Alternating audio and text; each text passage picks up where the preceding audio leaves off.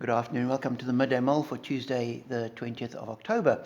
We continue to read slowly through the book of Daniel, and in chapter 4, King Nebuchadnezzar has a dream. King of Babylon has this dream that unsettles him. He calls all his astrologers and the wise people, and they can't help him.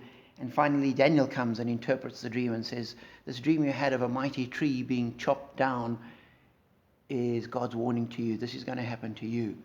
God will humble you. And that happens. We read that 12 months later, as the king was walking on the roof of his royal palace in Babylon, he said, "Is not this the great Babylon I have built as a royal residence by my mighty power and for the glory of my majesty?" Even as the words were on his lips, a voice came from heaven. "And this is what is declared for you, King Nebuchadnezzar. Your royal authority has been taken away from you." And at that point he lapsed into insanity and was driven to the fringes of society, where we're told he ate grass like an ox, and the dew drenched his body. His body was drenched with the dew of heaven until his hair grew like the feathers of an eagle and his nails like the claws of a bird. And so you have somebody who was the greatest king and yet could be humbled in that way.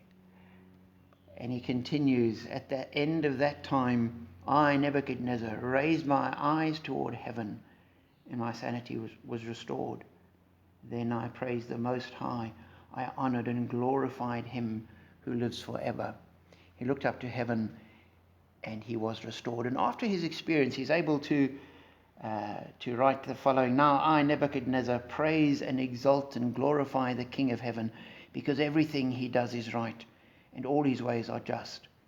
And those who walk in pride, he is able to humble." And we need to remember that God can humble people. And there, I could give him a list of a couple of people I think need humbling.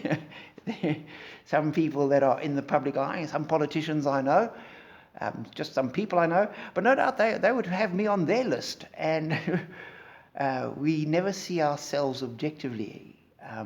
And we need to step back and say, how are we walking? Are we walking humbly with God? Do we recognize that ultimately we are nothing because it's all about God? And Nebuchadnezzar realizes this, and he ends up, and he's able to say, everything he does is right, and all his ways are just.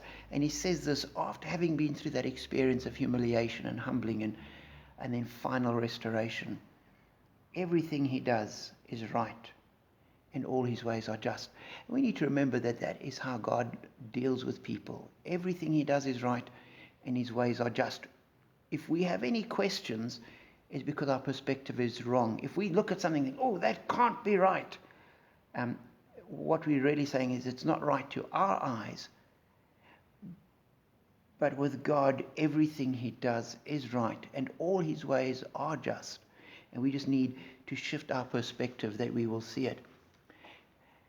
And so our prayer needs to be not that other people will be humbled, but that we will walk humbly with God, knowing that he is this God that does right, that is just, and at the same time is loving and gracious and compassionate, and engages with us and draws us to himself and loves us, not because we deserve it, but because he is a just, a righteous, a loving and compassionate God.